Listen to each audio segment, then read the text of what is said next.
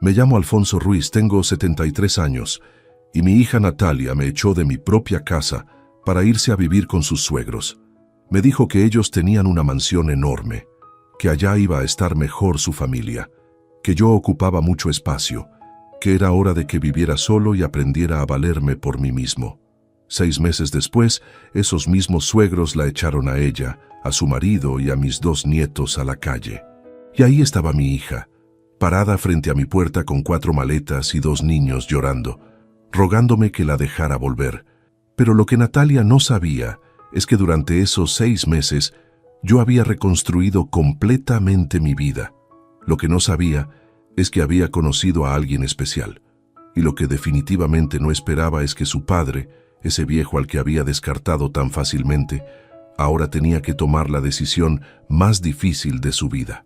Dejarla entrar otra vez o cerrarle la puerta, como ella me la cerró a mí. Todo comenzó un domingo de marzo. Yo vivía en mi casa con Natalia, su esposo Sergio y mis 2 nietos, Mateo de 8 años y Sofía de 5. Vivíamos así desde hace 3 años, desde que Sergio perdió su trabajo y no pudieron seguir pagando su departamento. Papá, me había dicho Natalia cuando vinieron, es solo temporal, hasta que Sergio consiga algo mejor, hasta que juntemos para nuestro propio lugar. Yo acepté sin dudarlo. Era mi hija, eran mis nietos. Mi casa tenía 4 habitaciones, había espacio. Los primeros meses fueron bien. Yo les di la habitación principal.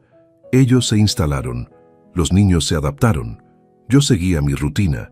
Me levantaba temprano, preparaba café, leía el periódico, salía a caminar, volvía, almorzaba.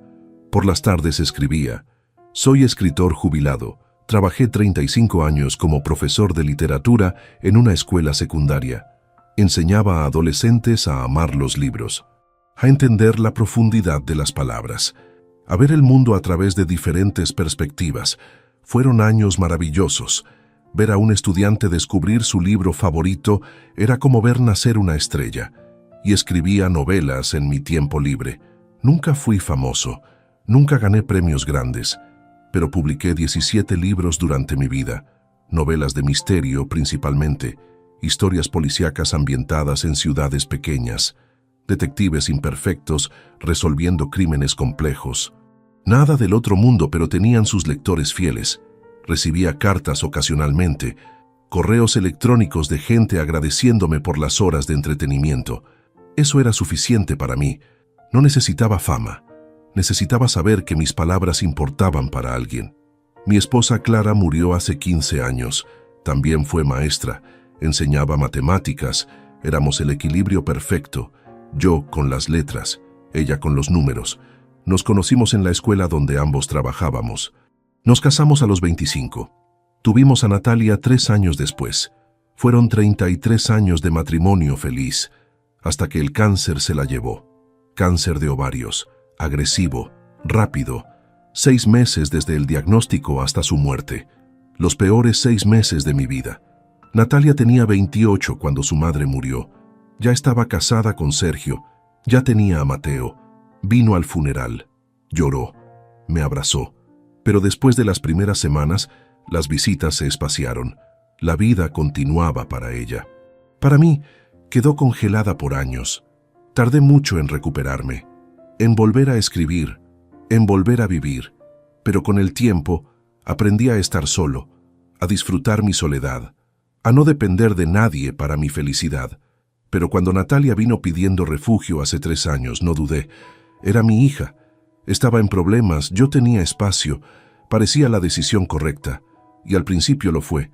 Los niños llenaban la casa de vida otra vez, sus risas, sus juegos, sus travesuras. Me recordaban cuando Natalia era pequeña, cuando Clara estaba viva, cuando éramos familia, pero con el tiempo las cosas empezaron a cambiar. Natalia empezó a tratarme diferente. Ya no me preguntaba cómo estaba, ya no me incluía en las conversaciones. Cuando yo hablaba me interrumpía. Cuando yo daba mi opinión la ignoraba. Empezó a tratarme como si mis palabras no importaran, como si mis pensamientos fueran irrelevantes, como si yo fuera solo el fondo decorativo de mi propia casa. Sergio era peor. Me trataba como si yo fuera un inquilino molesto, como si él fuera el dueño de casa y yo el que vivía de su generosidad. Dejaba su ropa tirada esperando que yo la recogiera. Usaba mi computadora sin pedir permiso. Cambiaba el canal de televisión cuando yo estaba viendo algo. Pequeñas faltas de respeto que se acumulaban, que me hacían sentir invisible, que me hacían sentir que no pertenecía a mi propio hogar. Los niños eran la única luz. Mateo me buscaba para que le ayudara con las tareas. Le gustaba especialmente cuando le explicaba literatura. Leíamos juntos, analizábamos cuentos. Sofía se sentaba en mis piernas mientras yo leía el periódico. Me preguntaba sobre las fotos, sobre las noticias, sobre el mundo. Ellos me hacían sentir necesario, importante, útil. Pero Natalia empezó a interferir incluso en eso. Papá, no molestes a los niños con tus libros aburridos. Papá, Mateo tiene que hacer su tarea solo. No lo ayudes tanto. Papá, Sofía tiene que aprender a entretenerse sola. No la consientas tanto. Me alejaba de mis propios nietos. Me quitaba los pocos momentos de alegría que tenía en esa casa que cada vez se sentía menos mía. Un día escuché una conversación que no debí escuchar. Estaban en la cocina. Yo pasaba por el pasillo hacia mi habitación. La puerta estaba entreabierta. No quiero ser grosero, decía Sergio, pero tu papá está siempre acá, siempre en la sala cuando queremos ver televisión. Siempre en la cocina cuando queremos cocinar. No tenemos privacidad, no tenemos espacio para nosotros. Es como tener un fantasma molesto que nunca se va. Es su casa, Sergio, respondió Natalia, pero sin mucha convicción en la voz.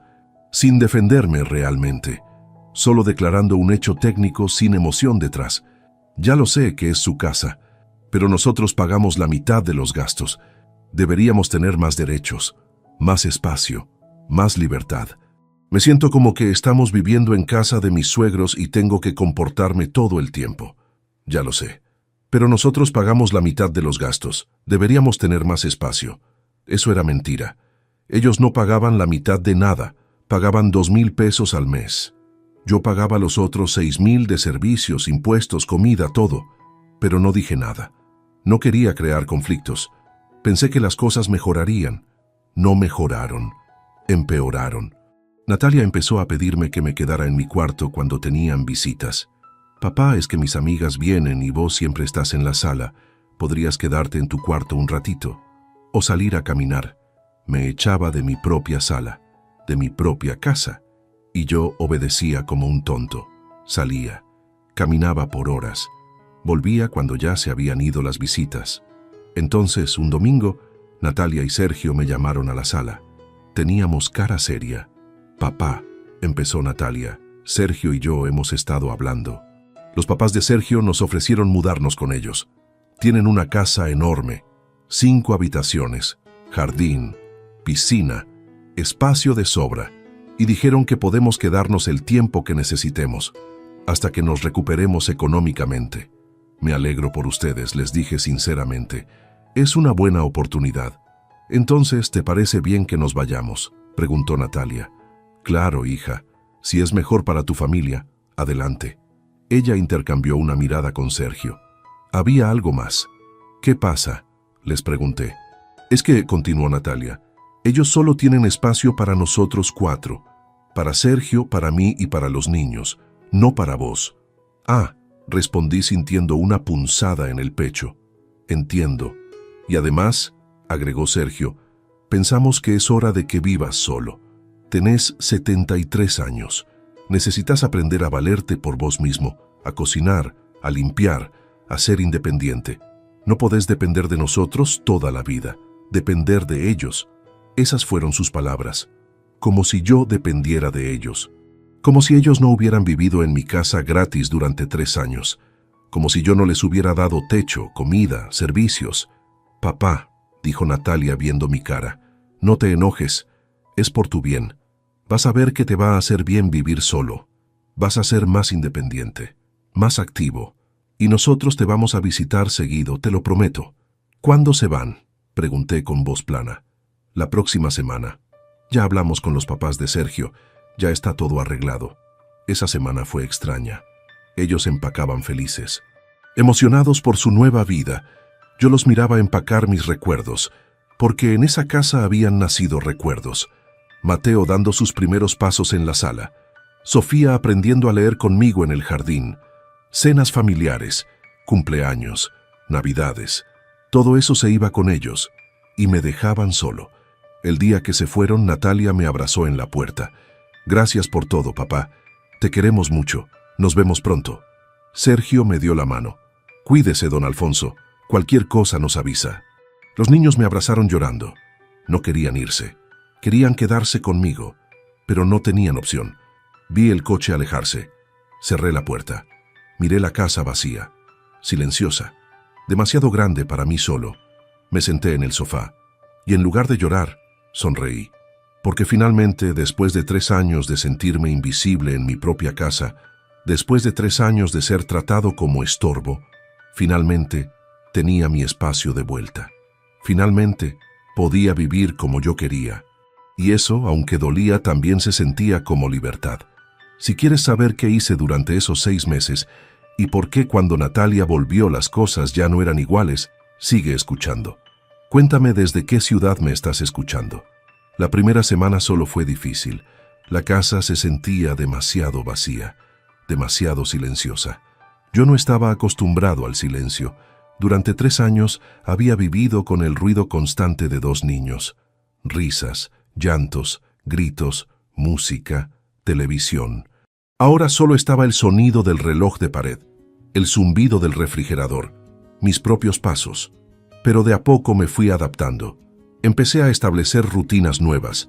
Me levantaba a las 6, hacía café, desayunaba tranquilo leyendo el periódico completo, no solo los titulares como antes. A las 7 salía a caminar, 2 horas, por el parque, por el centro, descubriendo mi ciudad como si fuera turista. Volví a escribir en serio. Durante los 3 años que Natalia vivió conmigo, apenas escribí. No tenía concentración, no tenía privacidad, no tenía inspiración. Ahora escribía 4 horas al día. Empecé una novela nueva, la historia de un hombre mayor que aprende a vivir solo después de que su familia lo abandona. Arte, imitando vida. Las palabras fluían. Por primera vez en años me sentía creativo, me sentía útil, me sentía vivo. También retomé actividades que había abandonado. Me inscribí en un club de lectura en la biblioteca municipal. Había visto el anuncio en el periódico. Club de lectura para mayores. Todos los martes a las 4 de la tarde. Decidí ir. ¿Qué podía perder? Todos los martes nos reuníamos 5 personas mayores a discutir libros. Cada semana un libro diferente. Novelas, ensayos, poesía. Lo que el grupo decidiera. Las discusiones eran fascinantes.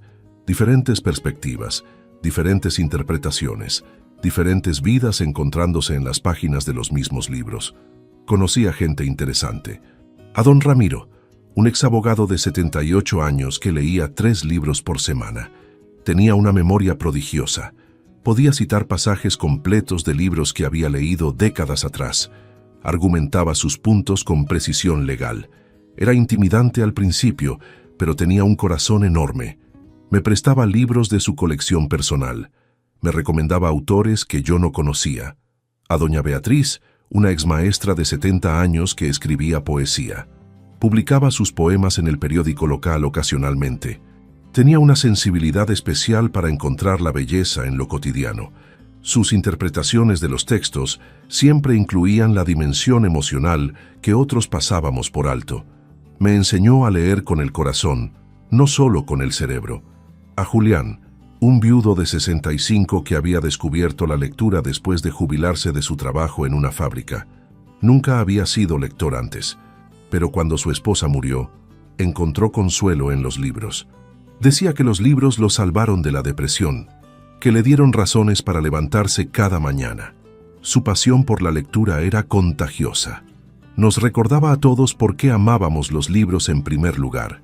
Y conocí a Teresa Campos, 71 años, viuda hace 5 años. Había sido bibliotecaria toda su vida, 40 años trabajando entre libros. Conocía la biblioteca como la palma de su mano. Sabía exactamente dónde encontrar cualquier libro. Conocía cada estante, cada sección. cada rincón. Ahora era voluntaria organizando eventos culturales, presentaciones de libros, talleres de escritura, obras de teatro, conciertos. Convertía la biblioteca en un centro cultural vivo. Era elegante sin ser ostentosa. Se vestía con sencillez, pero siempre se veía bien. Tenía el cabello blanco recogido en un moño. Usaba lentes de lectura que colgaban de una cadena. Sonreía con los ojos. Tenía arrugas que contaban historias de una vida bien vivida. Era inteligente sin ser pretenciosa. Hablaba con conocimiento pero sin alardear. Escuchaba más de lo que hablaba. Y cuando hablaba, valía la pena escuchar. Tenía una sonrisa que iluminaba la sala. Una risa contagiosa. Una calidez natural que hacía sentir bienvenido a cualquiera. Nos hicimos amigos rápidamente. Después de las reuniones del club, íbamos a tomar café. Había una cafetería pequeña a 2 cuadras de la biblioteca. El Rincón Literario se llamaba.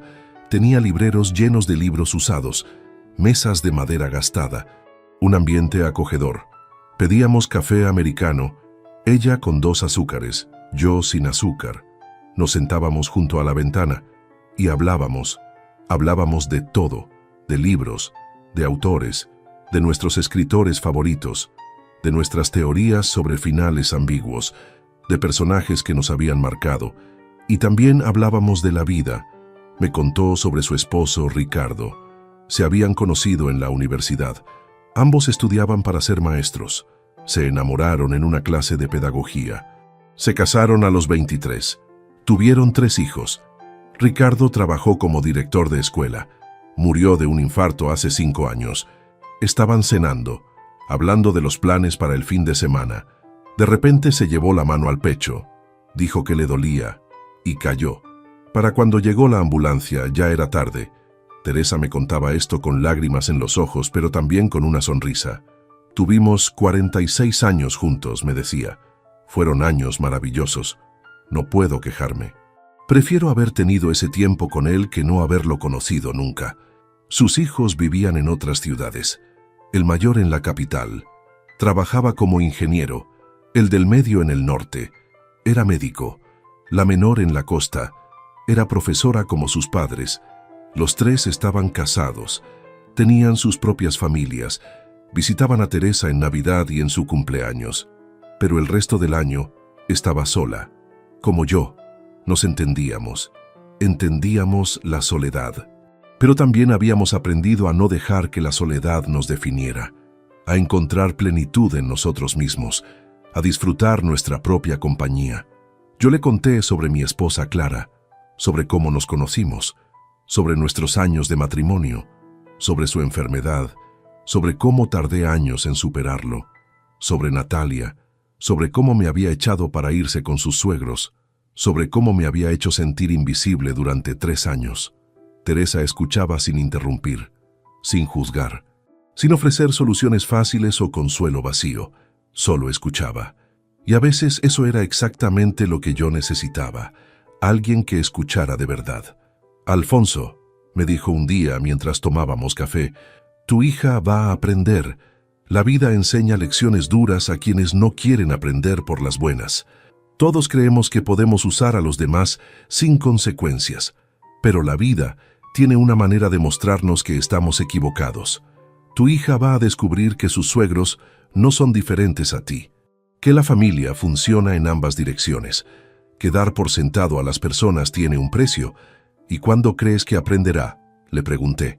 Cuando pierda lo que dio por sentado, cuando se dé cuenta de que la familia no es un hotel donde entras y salís cuando te conviene, cuando entienda que las relaciones requieren esfuerzo, respeto, reciprocidad. Teresa y yo empezamos a vernos fuera del club de lectura. Íbamos al cine los miércoles por la tarde. Había descuentos para mayores. Veíamos películas que los jóvenes ignoraban, dramas europeos, documentales, clásicos restaurados. Después del cine, caminábamos por el centro, entrábamos a librerías, hojeábamos libros, a veces comprábamos uno, a veces solo mirábamos. El placer estaba en compartir el momento, en comentar sobre las portadas, en leer los primeros párrafos en voz alta, en decidir juntos si un libro valía la pena. Íbamos a museos los jueves, El Museo de Arte tenía entrada gratuita ese día. Caminábamos lentamente por las salas, mirando cuadros, leyendo las descripciones, discutiendo interpretaciones. Teresa sabía mucho sobre arte. Ricardo y ella habían viajado por Europa en su juventud. Habían visitado museos famosos, el Louvre, el Prado, los Uffizi. Me contaba anécdotas de esos viajes, me mostraba reproducciones de las obras que habían visto, hacía que las pinturas cobraran vida, que las esculturas contaran historias. Los domingos íbamos a conciertos gratuitos en el Parque Central, orquestas locales, bandas de jazz, música clásica al aire libre. Llevábamos una manta, nos sentábamos en el césped, escuchábamos la música, a veces hablábamos, a veces solo nos tomábamos de la mano en silencio, disfrutando la música, el sol, la brisa, la compañía. No era romance, no al principio, era compañía. Dos personas mayores disfrutando tiempo juntos, sin presiones, sin expectativas, sin prisa, solo amistad genuina, amistad que llenaba el vacío que ambos teníamos, que nos hacía sentir menos solos, más completos, más vivos. Pasaron 3 meses así, 3 meses de vernos casi todos los días, de hablar por teléfono cuando no nos veíamos, de extrañarnos cuando pasaba un día sin vernos, de buscar excusas para vernos más seguido, de descubrir que el día era mejor cuando lo compartíamos, que la comida sabía mejor cuando comíamos juntos, que las películas eran más divertidas cuando las comentábamos, que la vida era simplemente mejor con el otro presente. Natalia me llamó 2 veces en ese tiempo. Conversaciones cortas, superficiales. Hola papá, ¿cómo estás? Bien, nosotros también, todo bien. Acá en casa de los suegros es muy linda, tienen piscina. Los niños están felices, te mandan saludos. Bueno, tengo que colgar, estoy ocupada, hablamos después, chao. Clic. Y yo me quedaba con el teléfono en la mano, preguntándome si realmente le importaba cómo estaba. Si realmente los niños habían mandado saludos o si solo lo decía por decir. Si realmente estaba ocupada o simplemente no quería hablar conmigo. Nunca me invitaron a visitarlos. Nunca me dieron la dirección de la casa de los suegros. Nunca me incluyeron en sus planes. Yo no los busqué tampoco. Si ellos no tenían tiempo para mí, yo no iba a rogar por atención. No iba a suplicar por un lugar en sus vidas. Tenía mi propia vida ahora. Una vida que me gustaba. Una vida donde yo era la prioridad por primera vez en décadas. Una vida con Teresa, con el club de lectura, con mis libros, con mi escritura. Una vida plena sin necesidad de validación externa. Al 4.º mes, Teresa y yo nos dimos cuenta de que lo nuestro era más que amistad. Pasábamos juntos casi todos los días. Nos reíamos, nos cuidábamos, nos extrañábamos cuando no nos veíamos. Un día, después de un concierto en el parque, caminábamos tomados del brazo. Alfonso, me dijo, ¿puedo decirte algo? Claro, Teresa. Creo que me estoy enamorando de ti y honestamente no sé si está bien. Somos mayores. Deberíamos ser sensatos. Pero mi corazón no está siendo sensato. Me detuve. La miré a los ojos. Teresa, yo también me estoy enamorando de ti y creo que está perfectamente bien. ¿Quién dice que a los 70 no se puede volver a amar? ¿Quién dice que tenemos que ser sensatos? Seamos irresponsables, seamos jóvenes de corazón. Nos besamos ahí en el parque, como adolescentes. Fue mi primer beso en 15 años. Fue su primer beso en 5 años. Y fue perfecto. Empezamos una relación, nada apresurado. Cada uno seguía viviendo en su casa, pero pasábamos tiempo juntos. Cenábamos juntos, viajábamos juntos. Ella conoció mi casa, yo conocí la suya. Hablamos de futuro, de tal vez eventualmente vivir juntos, pero sin prisa. A nuestro ritmo, al 5.º mes, decidí remodelar mi casa. Ya que Natalia no estaba, convertí su antigua habitación en un estudio. Compré un escritorio grande, estantes para libros, una silla cómoda. Decoré con cuadros. Era mi espacio de creación, mi santuario.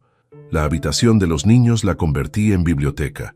Puse todos mis libros ahí, los miles de libros que había acumulado durante décadas. La casa se sentía nueva. Se sentía mía. Teresa me ayudó con la decoración. Tiene buen gusto.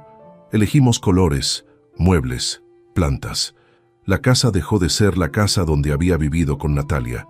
Se convirtió en mi casa, mi hogar. Un lugar que reflejaba quién yo era ahora, no quién había sido. Un sábado por la tarde, exactamente 6 meses después de que Natalia se fuera, sonó el timbre. Yo estaba con Teresa. Habíamos hecho galletas. La casa olía a canela. Abrí la puerta. Ahí estaba Natalia, con 4 maletas, con Mateo y Sofía llorando, con Sergio detrás con cara de derrota. «Papá», dijo Natalia con voz quebrada, «necesitamos tu ayuda. Si quieres saber qué pasó y qué decidí hacer, sigue escuchando». Natalia se veía terrible, ojos hinchados, ropa arrugada, cabello despeinado. Los niños se aferraban a sus piernas. Sergio miraba el suelo. «¿Qué pasó?», les pregunté sin invitarlos a pasar. «Los papás de Sergio nos echaron», dijo Natalia empezando a llorar. «Nos echaron sin previo aviso. Dijeron que ya era suficiente, que llevábamos 6 meses aprovechándonos de ellos, que era hora de que nos fuéramos. Nos dieron 2 días para sacar nuestras cosas. No tenemos a dónde ir, papá. Por favor, déjanos quedarnos acá». Miré a Teresa, ella me miraba con comprensión pero sin decirme qué hacer. Era mi decisión. Natalia notó a Teresa por primera vez. «¿Quién es ella?», preguntó con tono acusatorio. «Soy Teresa», respondió ella con calma. «Amiga de tu padre». «¿Amiga?», preguntó Natalia. «Novia», la corregí. «Teresa es mi novia. Llevamos 4 meses juntos». Natalia abrió los ojos como platos. «¿Tenés novia?». «Sí. Resulta que, en estos 6 meses que me dejaste solo, reconstruí mi vida. Hice amigos. Retomé mis pasiones. Y conocí a alguien maravilloso. Papá, eso está muy bien, pero ahora no es momento», dijo Natalia impaciente. «Necesitamos entrar. Los niños están cansados. Tenemos que instalarnos». «Instalarse», repetí. «Natalia, hace 6 meses me echaste de mi vida porque tus suegros tenían una mansión mejor. Me dijiste que yo ocupaba mucho espacio, que era hora de que aprendiera a valerme solo. Y ahora que tus suegros te echaron a vos, venís corriendo de vuelta esperando que yo te reciba con los brazos abiertos. Sos mi padre. Es tu obligación ayudarme». «Mi obligación. Interesante. Cuando me echaste no hablaste de obligaciones. Hablaste de que era mejor para tu familia, de que yo iba a estar bien solo. Bueno, estoy bien solo. Muy bien, de hecho. Y no estoy seguro de querer cambiar eso. Papá, no podés hablar en serio. Estamos en la calle. Literalmente no tenemos dónde dormir esta noche. Y eso no es mi culpa, Natalia. Vos tomaste la decisión de irte. Vos elegiste a tus suegros sobre tu padre. Ahora estás pagando las consecuencias de esas decisiones». Sergio finalmente habló. «Don Alfonso, entiendo que esté molesto. Tiene razón. Nos portamos mal. Pero piense en los niños. Ellos no tienen culpa». «Los niños», dije mirando a Mateo y Sofía que me miraban con ojos llorosos. «Tenés razón. Los niños no tienen culpa. Y por los niños voy a hacer algo. Espera acá». Entré a la casa. Saqué mi chequera. Escribí un cheque por 20,000 pesos. Salí. «Tomá», le dije dándole el cheque a Natalia. «Con esto pueden rentar un departamento pequeño por 1 mes. Pueden comprar comida. Pueden empezar a buscar trabajo de verdad en lugar de vivir de otros. Es todo lo que voy a dar. No pueden quedarse acá». Natalia miró el cheque. Luego me miró. «Pero esta es tu casa. Hay espacio. Había espacio hace 6 meses. Ahora está ocupado. Convertí tu habitación en mi estudio. La habitación de los niños en mi biblioteca. Esta casa es mi espacio ahora, mi santuario, y no voy a volver a sentirme invisible en mi propio hogar». «Entonces, ¿qué se supone que hagamos?», preguntó Sergio con rabia. «Se supone que busquen un departamento, que Sergio consiga trabajo, que Natalia también trabaje si es necesario, que se hagan cargo de su familia como adultos responsables. Yo ya hice mi parte, los crié, les di techo cuando lo necesitaron. Ahora les estoy dando dinero para que empiecen. El resto depende de ustedes». «Pero no entendés», gritó Natalia. «No podemos pagar un departamento con nuestros ingresos actuales. Entonces consigan mejores trabajos, o 2 trabajos cada uno, o vivan en un lugar más barato. No sé, busquen soluciones, porque yo no soy la solución. No más. Teresa puso su mano en mi hombro. Alfonso, dijo suavemente, tal vez podamos hablar esto con calma. Todos entramos, tomamos un té, discutimos opciones. No la miré, la miré. Vi en sus ojos que ella tenía razón, que estaba siendo duro, tal vez demasiado duro, pero también vi que ella me apoyaría sin importar mi decisión. Está bien, dije finalmente. Pueden entrar, pueden quedarse una semana, solo una semana. En ese tiempo buscan departamento, buscan mejorar su situación. Y después se van. Quiero eso en escrito. Quiero que firmen un acuerdo de que en exactamente 7 días se van. Y si no lo hacen, llamaré a la policía y los sacaré por la fuerza. Natalia asintió rápidamente. Lo que digas, papá. Lo que digas. Entraron. Teresa y yo nos miramos. Espero que sepas lo que estás haciendo, me dijo en voz baja. Yo también lo espero, respondí. Si quieres saber qué pasó durante esa semana y si cumplieron su palabra, sigue escuchando. La primera noche fue incómoda. Natalia y su familia durmieron en la sala. Yo les presté colchones y sábanas, pero no les di sus antiguos cuartos. Esos cuartos ya no eran suyos. Eran mi estudio y mi biblioteca. Y no iba a deshacer todo el trabajo que había hecho solo porque ellos volvieron. Al día siguiente, después del desayuno, Natalia me pidió hablar a solas. Papá, empezó, quiero explicarte qué pasó realmente. Adelante, le dije sin mucha emoción. Los papás de Sergio nos recibieron bien al principio. Nos dieron la habitación de huéspedes. Los niños compartían cuarto. Todo parecía perfecto, pero empezaron las reglas. Teníamos que cocinar cuando ellos decían, comer lo que ellos querían, ver televisión cuando ellos permitían. Los niños no podían hacer ruido, no podían correr en la casa. Básicamente teníamos que vivir como fantasmas.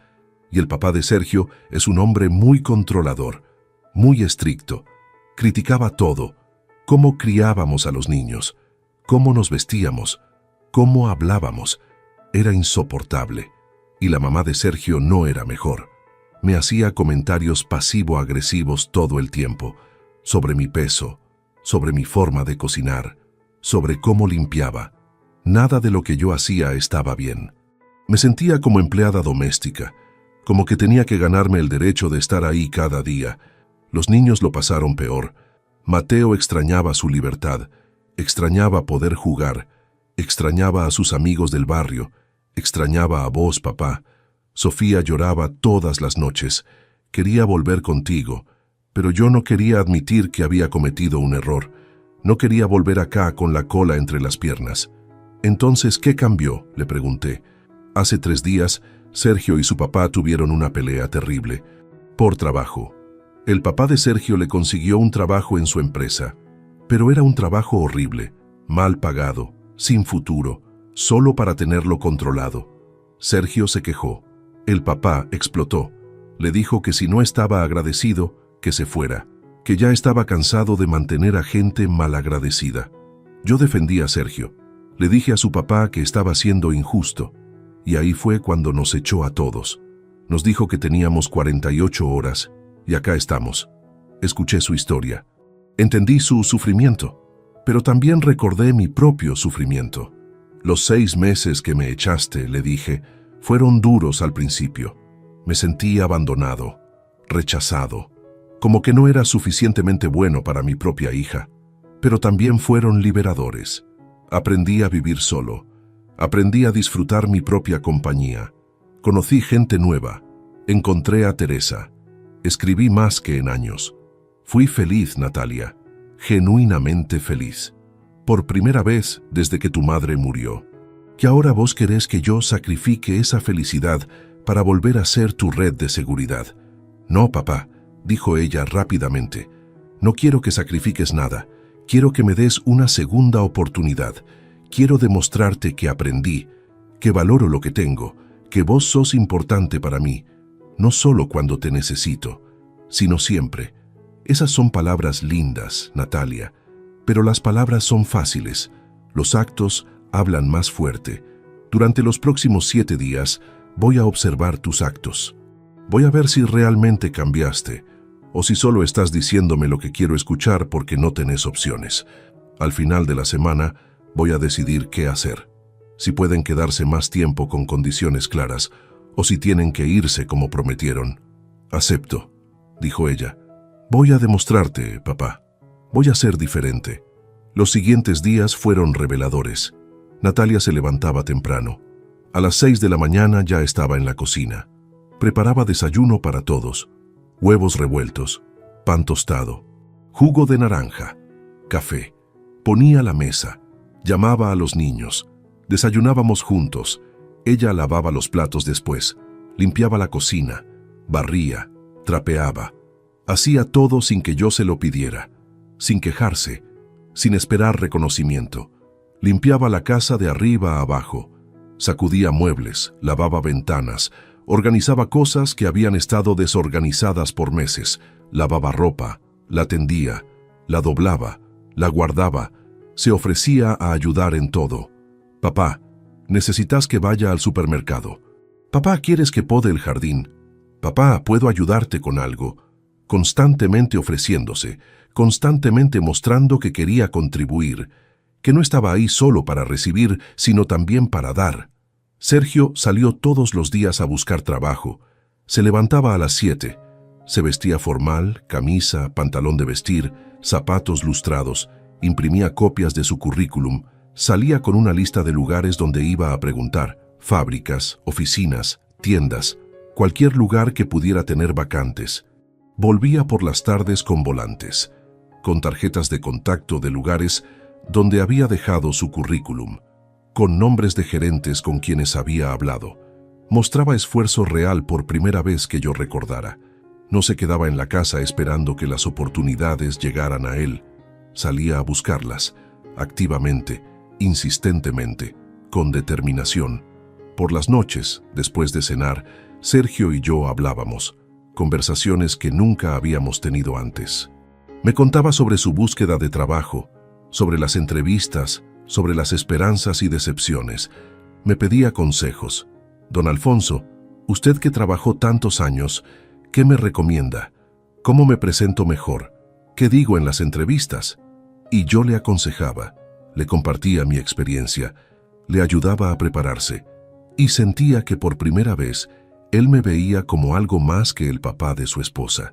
Me veía como alguien con valor, con conocimiento, con algo que ofrecer. Los niños fueron la mejor parte. Mateo me ayudaba en el jardín todas las mañanas.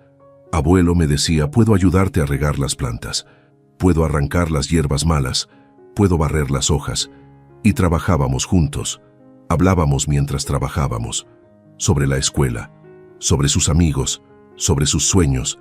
Quiero ser escritor como tú, abuelo, me dijo un día. Quiero escribir historias que la gente quiera leer. Mi corazón se llenó de orgullo, de alegría, de esperanza de que algo bueno continuaría después de mí. Sofía se sentaba conmigo mientras yo escribía por las tardes. Se sentaba en el piso de mi estudio con sus crayones y su cuaderno. Dibujaba mientras yo escribía. De vez en cuando levantaba la vista. Abuelo, ¿qué estás escribiendo? Una historia, Sofía. ¿Sobre qué?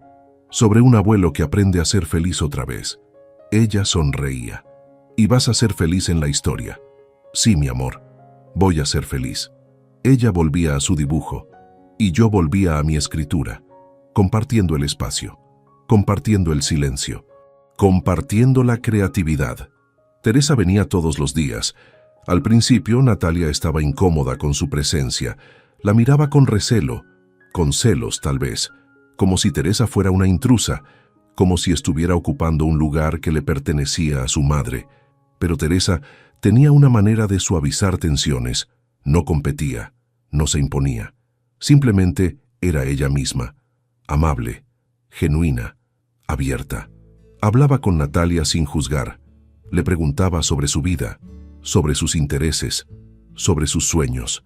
La escuchaba sin interrumpir, sin dar consejos no solicitados, sin pretender saber mejor. Solo escuchaba.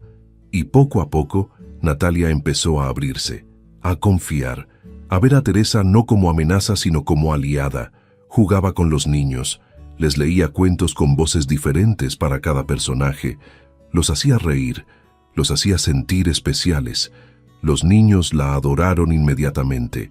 Tía Teresa, le decían, ven a jugar con nosotros, léenos otro cuento. Teresa lo hacía con gusto, con paciencia, con amor. Un día las vi en la cocina. Yo estaba en mi estudio. Podía escuchar sus voces. Natalia lloraba. Teresa la abrazaba. No pude evitar acercarme para escuchar mejor. No por chismoso, sino por preocupación. Necesitaba saber si Natalia estaba bien. Me lastimé tanto, decía Natalia entre sollozos, a mi papá, a mis hijos, a mí misma. Pensé que lo tenía todo resuelto. Pensé que vivir con los suegros sería fácil, que ellos nos iban a cuidar, que no necesitábamos a mi papá. Qué equivocada estaba. Teresa le acariciaba el cabello. Lo sé, hijita, todos cometemos errores. Lo importante no es el error, es lo que hacemos después. ¿Cómo lo reparamos? ¿Cómo aprendemos? Y vos estás acá, intentando reparar. Eso ya es un paso enorme. Pero mi papá me odia, sollozó Natalia. No me va a perdonar nunca.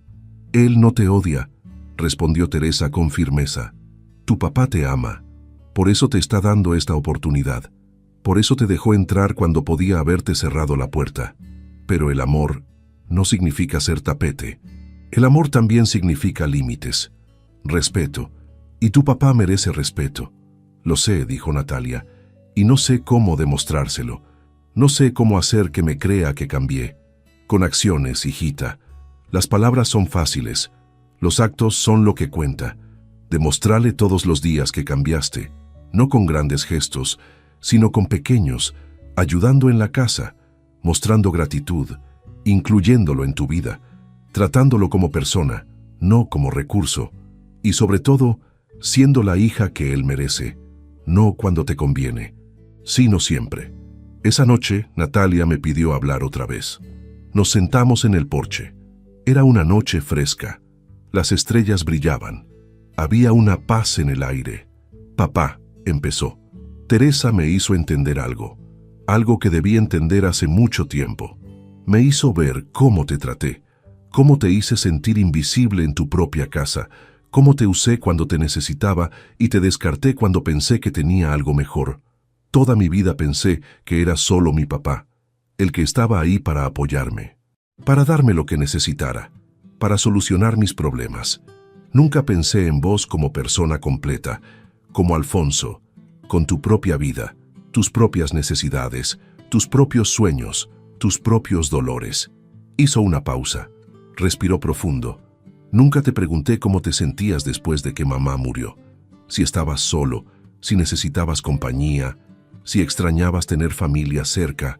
Solo pensé en mí, en mi dolor por perder a mamá.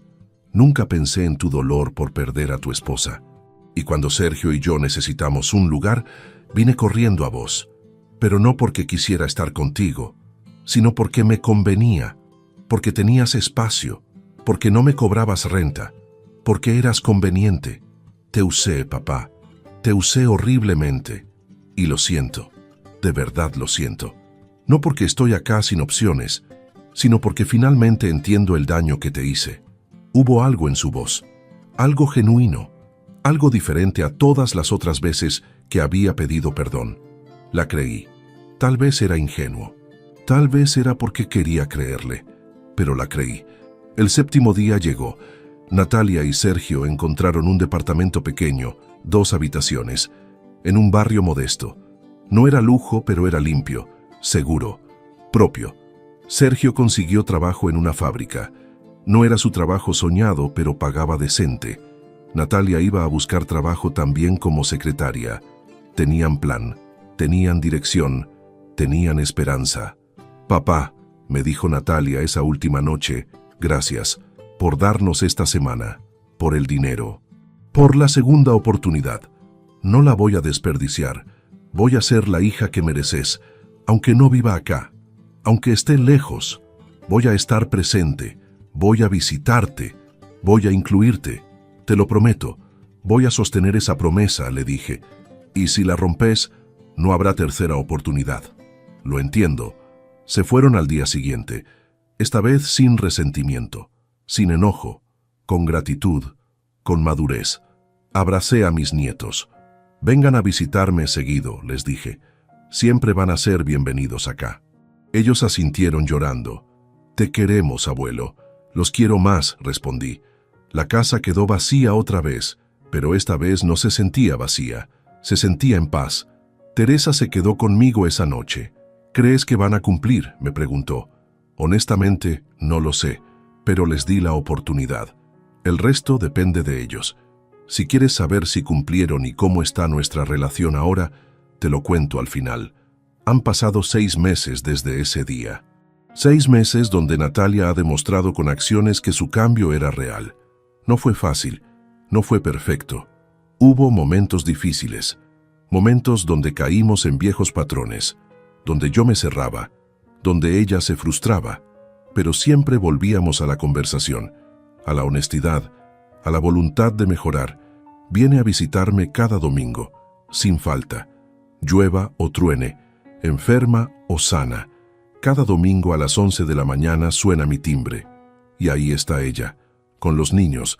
A veces trae comida que cocinó, el guiso que yo enseñé a hacer, las empanadas que hacía su madre, el postre que era mi favorito.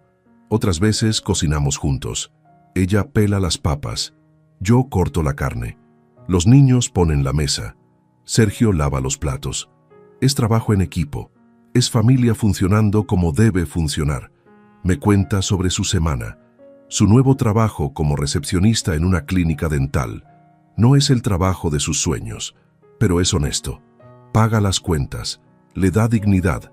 Me cuenta sobre los pacientes graciosos, sobre su jefa que es estricta pero justa, sobre cómo está aprendiendo sobre administración, sobre sus planes de estudiar por las noches para mejorar su posición, sus desafíos, los días difíciles donde el dinero no alcanza, donde los niños están enfermos, donde Sergio llega cansado del trabajo, las peleas que tienen, las reconciliaciones, la vida real con sus altibajos, sus victorias, cuando pagaron todas sus deudas, cuando ahorraron suficiente para comprar un mueble nuevo, cuando Mateo sacó buenas notas, cuando Sofía aprendió a leer, los pequeños triunfos que hacen que la lucha valga la pena, y me pregunta sobre la mía, con curiosidad genuina, no con obligación. Papá, ¿cómo va tu libro? Papá, ¿qué hiciste esta semana con Teresa? Papá, ¿leíste algo interesante? Me hace sentir incluido, valorado, importante, como si mis respuestas realmente le importaran, como si mi vida le interesara de verdad. Sobre mi escritura, le cuento sobre mi libro número 18, sobre el protagonista que es un abuelo, sobre los desafíos de escribir algo tan personal, sobre cómo a veces las palabras fluyen y a veces se estancan. Ella escucha, hace preguntas inteligentes. Papá, y el personaje basado en mí está en el libro. ¿Cómo me describes? Soy la villana. Hay un personaje inspirado en vos, le digo, pero no sos la villana. Sos alguien que comete errores, que aprende, que crece, como todos nosotros. Ella sonríe con lágrimas en los ojos. Gracias por no hacerme la villana, papá, aunque lo merecía. Sobre Teresa, Natalia pregunta sobre ella con afecto genuino. ¿Cómo está Teresa? ¿Qué hicieron esta semana? ¿Cuándo la vamos a ver? Teresa se ha vuelto parte de la familia. Natalia la acepta. Más que eso, la aprecia, la quiere. Le agradece por haberla ayudado a ver las cosas claras, por haberme hecho feliz, por llenar el vacío que ella dejó. Los niños la adoran, la llaman tía Teresa sin que nadie se los pidiera. Le hacen dibujos, le cuentan sus secretos. Teresa es abuela honoraria, asiste a los eventos escolares, a los cumpleaños, a las cenas familiares, es parte de nosotros.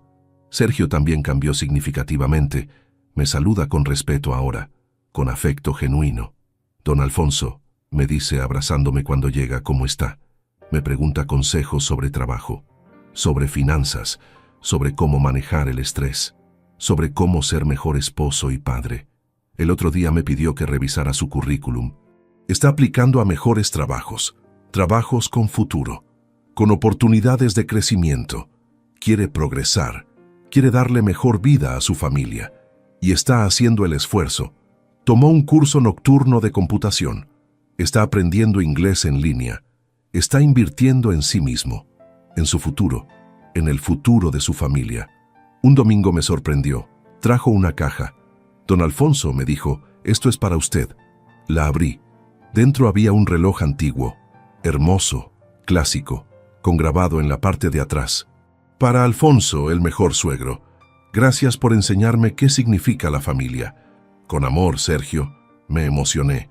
No solo por el regalo, sino por el gesto, por el reconocimiento, por el esfuerzo que representaba ese regalo viniendo de alguien que estaba luchando económicamente.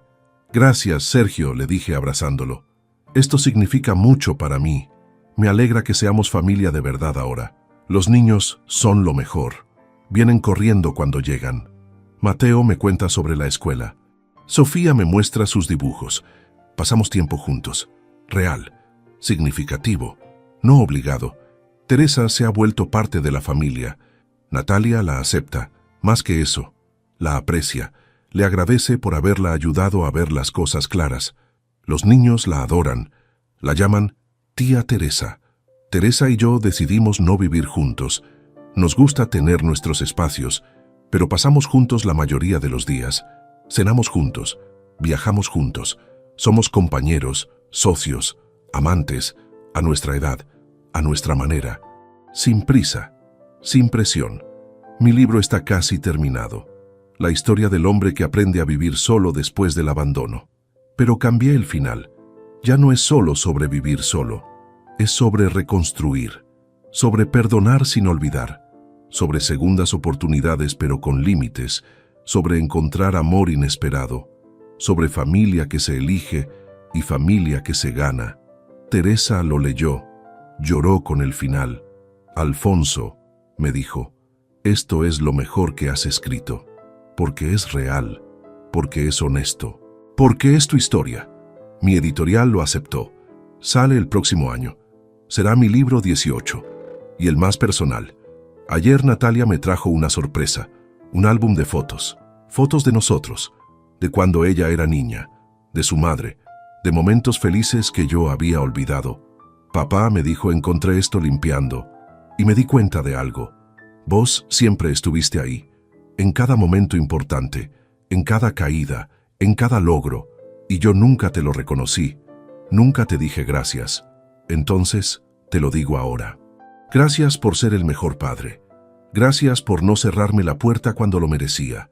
Gracias por darme la oportunidad de ser mejor. Te amo, papá. Lloramos juntos viendo ese álbum. Recordamos a su madre. Recordamos tiempos más simples, tiempos felices. Y entendí algo.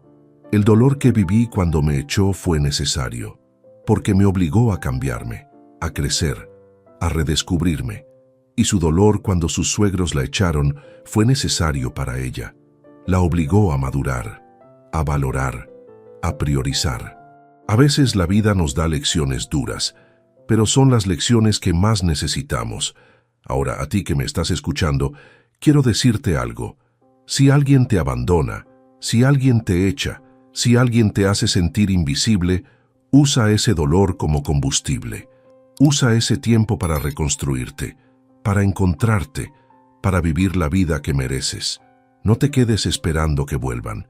Vive como si nunca fueran a volver.